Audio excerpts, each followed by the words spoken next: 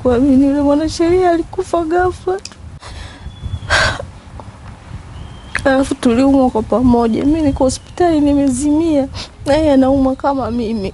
Kuna watoto Mungu wangu wanateseka, wapo mtaani. Mimi ndio nilikuwa mama yao, mimi ndio baba yao. Sijui wapi pa kwenda kwa sababu sina kitu. Sijui niende wapi ili niweze kuwasaidia watoto. Natamani kuchukua kisu nitoboe tumbo.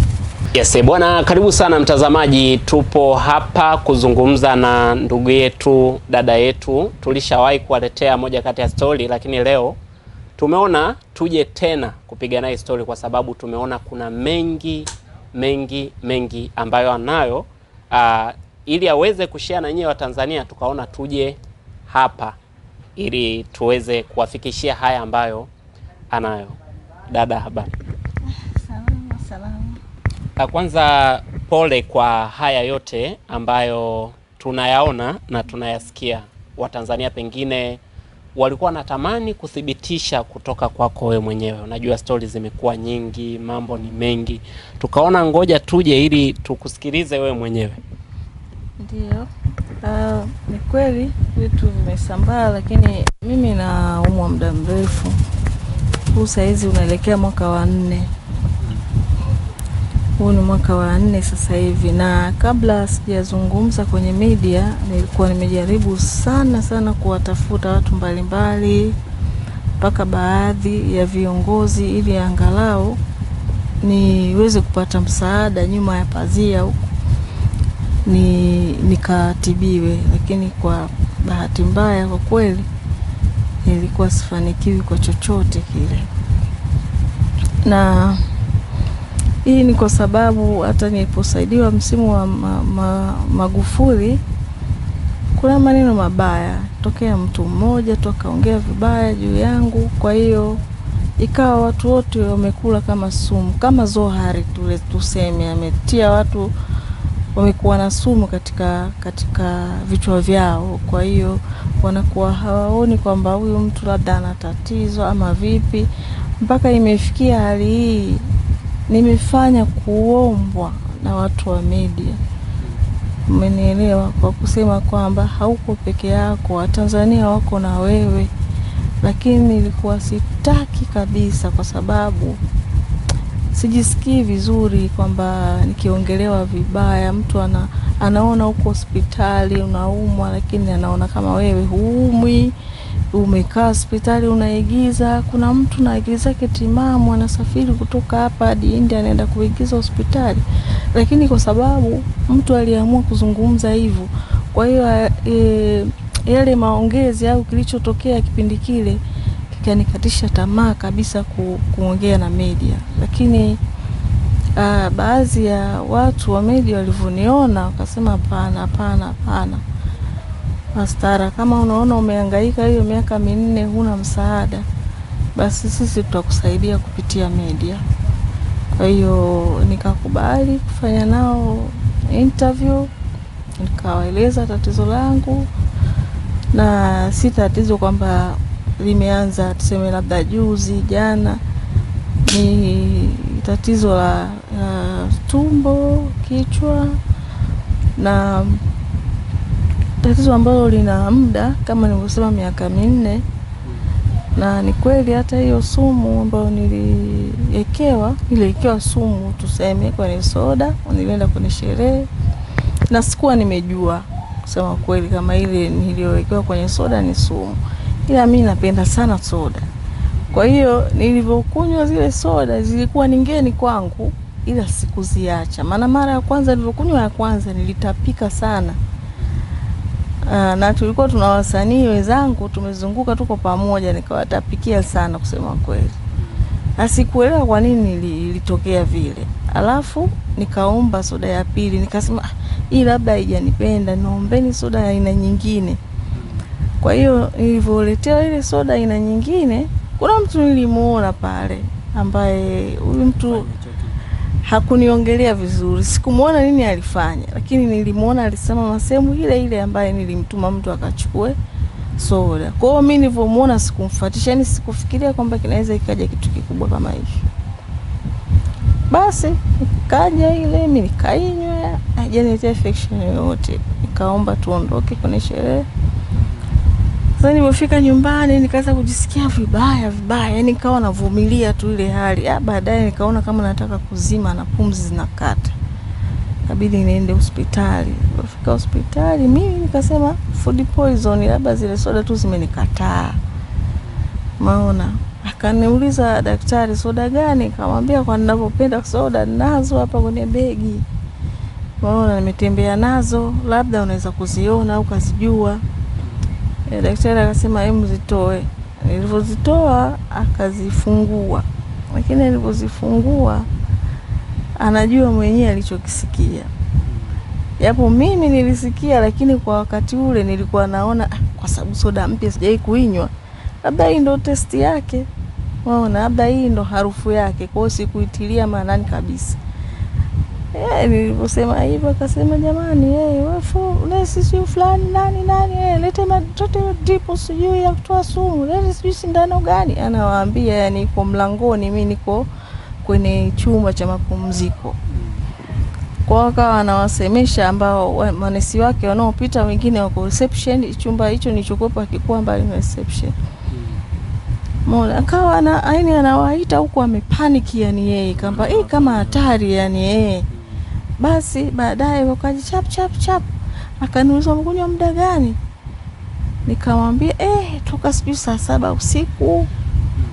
Yani hivyo. Toka saa 7 usiku. Na umeanza kujisikia vibaya muda gani? Yani saa 7 usiku, na maana nishafika nyumbani nikainywa tena ile soda. Na mimi kwamba nataka kujua mara ya mwisho muda gani nikunywa, kama saa 7 hivi. Ulianza kujisikia muda gani vibaya? Nikamwambia ilipita kama saa hivi na nusu. Lakini nikavumilia. Kwa nini umevumilia mpaka muda huu? Baya sana. Hii ni sumu. Umeelewa? Hii ni sumu, sio sumu ya nani labda chakula kibaya, hapana. Yani ni sumu tu kabisa. Ni sumu kabisa iko kwenye hii soda. Sasa sijui ni viwandani au ni kitu ambacho kilikusudiwa, kwa sababu zile chupa zilikuwa za plastiki. Na chupa ya plastiki bana, unaweza kuingiza chochote. Unaona, unaweza ukachoma hata sindano tunazochoma hizi, ukaingiza dawa ikaingia bila shida. Na mimi ingekuwa sio mgeni na zile soda, basi ningegundua mara moja. Kwa sababu nilikunywa kitu ambacho sikuwahi kukinywa. Ndio maana nikaona pengine hii ndo kawaida harufu yake. Basi kweli wakanihudumia pale vizuri, nikawapa taarifa nyumbani, lakini nyumbani wakawa kutofauti. Yani kwamba kitu gani yani ambacho kinakufanya upe sumu? Yani ukasahau kama mimi ni mtu maarufu. Natafutwa na watu wengi. Kuna watu wengi wana uadui ambao siwajui. Watu wengi wananichukia, wapo wanaomba mtu afe, wapo wanaomba urudi. Yani kila mtu wapo hao. Kwa hiyo kama wapo, mtu anaweza kufanya chochote tu ya kuangamiza kutokana na ile nafasi nilokuwa nayo kwenye jamii. Umeona? Kwa hiyo walivyosema hivyo, basi mimi sikumshirikisha ndugu yangu yoyote tena kuanzia siku hiyo. Kwa hiyo nilichokifanya, nilimuomba daktari yule anipimia, kwa sababu hospitali yetu si ndogo, hatuwezi kupima sumu. Utakapima sumu nenda hospitali kubwa kama vile Muhimbili, nenda kaangalia Amana, yani hivyo. Nikamwambia sawa, basi hamna shida. Kwa hiyo nikahudumiwa pale. Baada ya siku 2 ni kweli nikaenda Muhimbili. Nilikuwa na rafiki yangu, yani hapa kokote alipojana nisikia na anajua nini naongelea. Nikaenda Muhimbili, nikamueleza kuhusu zile soda na nikamwambia hizi hapa soda. Kwa hiyo mimi sijui ipi yenye sumu. Nilimwambia makusudi, japokuwa yule dokta wa huku alikuwa anajaribu kuniokoa, alinionyesha kabisa ni hii hapa. Unaona? Kwa hiyo nikamkabidhi zile chupa, akasema sawa. Kwa hiyo tukamalizana pale process zote. Akaniambia nakupigia simu, kwa sababu uzuri daktari alikuwa ni rafiki yangu. Kwa hiyo ni mtu ambaye nilijua hawezi kuniendea kinyume. Basi akaniambia nitakujulisha, nikishakupigia basi wewe uje moja kwa moja hapa. Kweli baada ya siku 2 akanipigia simu, njoo, naambia kuna nini, mambo yamejibu. Ananiambia njoo bwana, hapa ni hospitali, unatakiwa uje, unaweza kuwa unaumwa wewe huku kaja kutibiwa vitu vingi. Nikamwambia sawa, yani vile nataniana naye. Nilipofika akaniambia hii hapa adui yako. Akanionyesha ile alinionyesha daktari wa huku. Nikajua kweli hii sumu. Akaniambia hii sumu bwana, unaweza kukaa nayo muda mrefu sana kwenye mwili wako, lakini inakula kidogo, maana utaona ngozi inakuwa hivi haieleweki, mara utaona mambo kwenye kichwa, utajiona tofauti vitu vingi, lakini ukiona hivyo ujue ni hii sumu. Sasa ikiwa hujatumia dawa yoyote, hayo madhara yakikupata basi huna cha kujinusuru. Lakini jitahidi, zipo dawa ambazo unaweza kutumia mpaka kutimiza mwaka mmoja kwa umelimaliza hili tatizo, kwa maana sumu kokote ili kujificha itatoka, kwa sababu ndio kawaida ya hii dawa. Basi nikamwambia sawa. Akaniambia lakini dawa zina gharama sana. Sawa, wewe niambie, nitajiga na hata ya miezi 2 tu. Tutachukua za miezi 2, wakati najipanga tajua uchukua tena. Basi sawa, akaniambia sawa, hamna shida, uko tayari leo? Nikamwambia hapana. Tukapanga siku na kweli nikaenda. Nikapewa zile dawa, nikalipia. Nilivyo, yani mpaka hapo bado nilikuwa natembea lakini kama na mawenge, yani hivyo, yani kama na kitu hakiko sawa, lakini hivyo, yani sikichukuli kwamba hii ni tatizo, umeona. Basi nikapewa dawa kweli. Nilipomaliza miezi 2 ile hali nikawa hata sioni, kwa hiyo nikajiona nishapona. Sijarudi tena kwenda kuchukua dawa mpaka mara ya mwisho namtafuta yule daktari, akawa ameshahama, ametoka hapa ameenda Dodoma.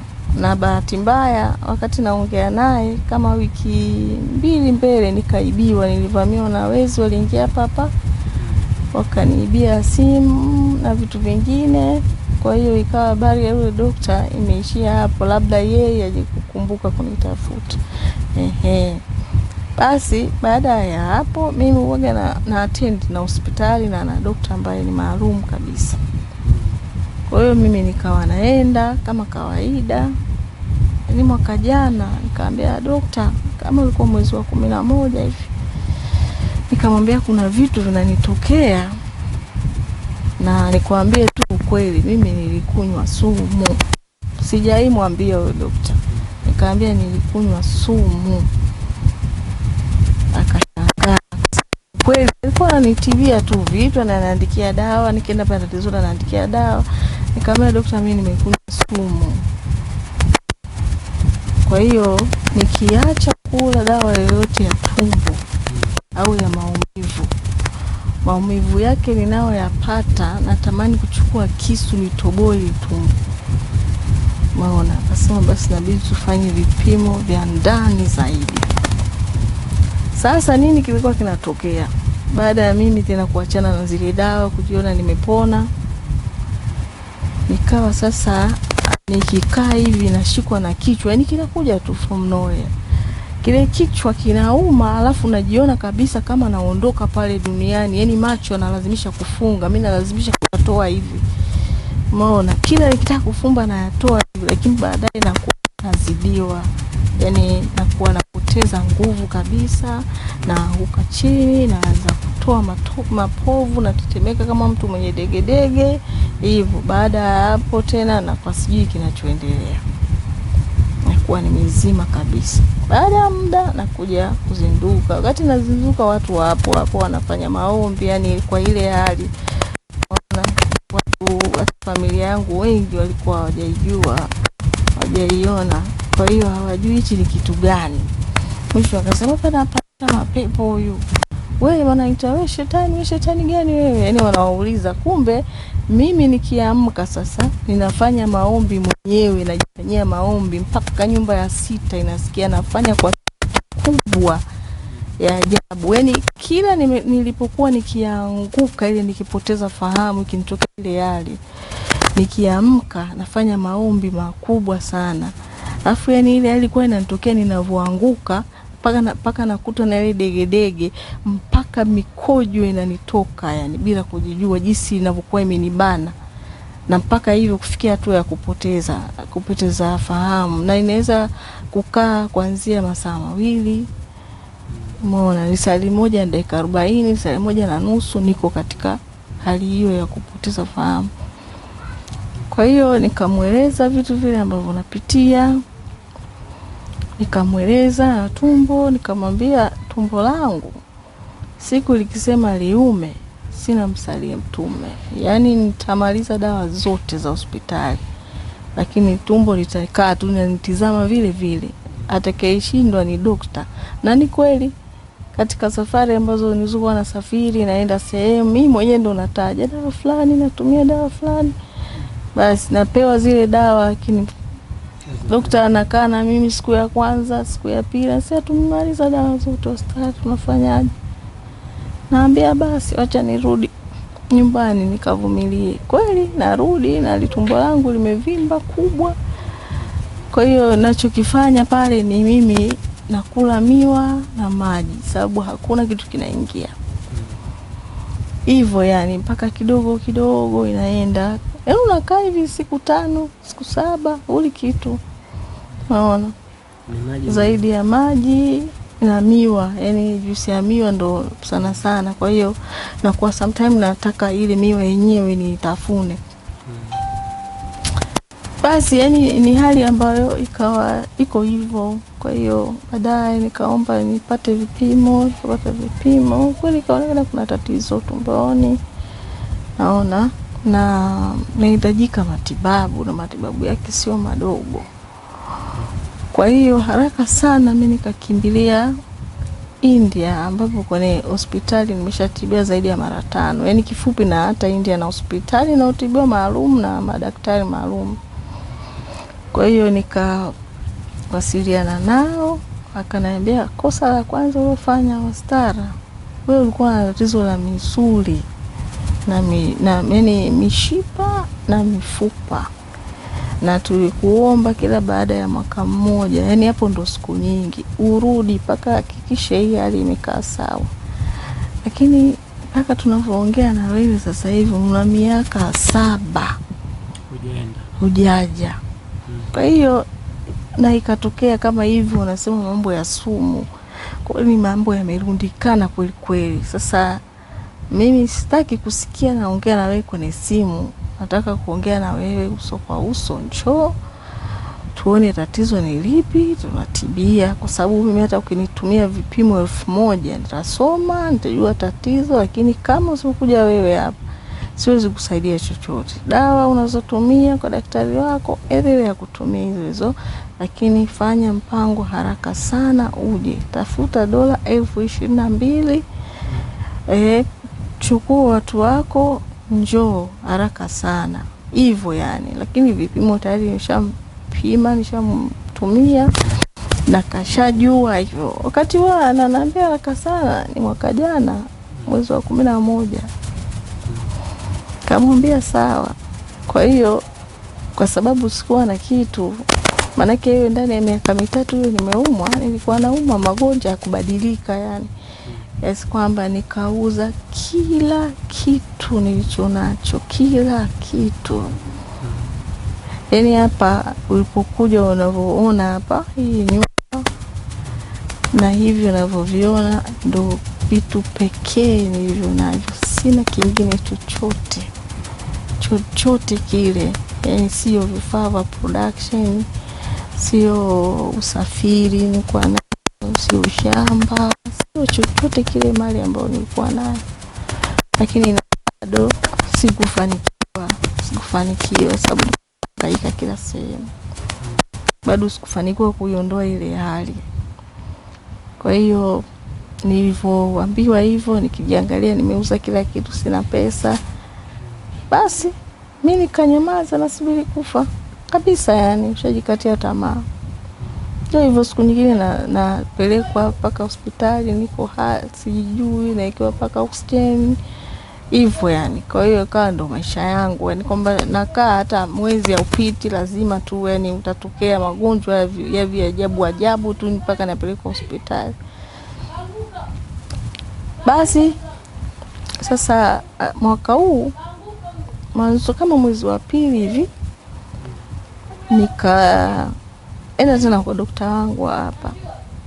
Nilipoenda nikaongea naye, nikamwambia lakini kama mimi nashindwa kufanikiwa vile, sina hela, wakati mwingine hata wewe unaniambia nipime vitu siwezi, maana unaniandikia dawa lakini siwezi kuzimudu. Kwa hiyo naona hapana, sijui naelekea wapi. Umeelewa? Yeye akanambia angalia watu wa kukusaidia, omba msaada. Mimi sikutaka, kusema ukweli sikutaka kabisa. Sasa nilipokuwa natafuta marafiki zangu wa kwenye media na waonesha situation niliyokuwa nayo, na wananiona, wanipigia simu, wanaongea na mimi, lakini wananiona kweli niko kwenye hali mbaya.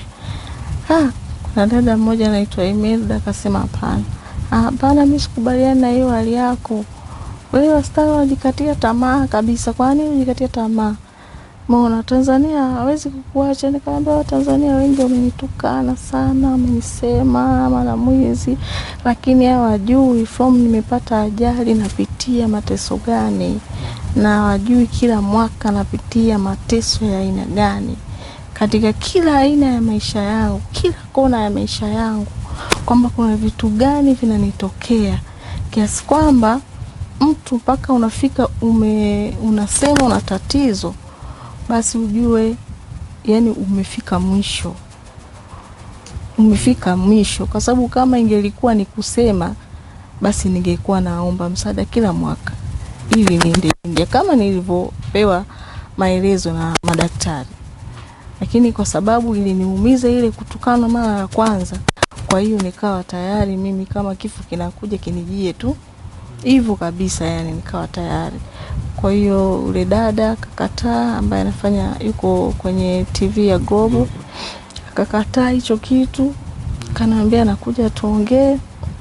Basi akaja, nikamueleza daktari wa India alivyosema na hapa, na nikamwambia yani kusema ukweli sifuatishi tiba za hapa, na sasa hivi naona ni bora niende tu kabisa, sababu najua nikienda nikikaa chini kule najua naenda kutibiwa nini. Kwa hapa tena hakuna muda zaidi ya kutuma tu medical report kule niondoke zangu.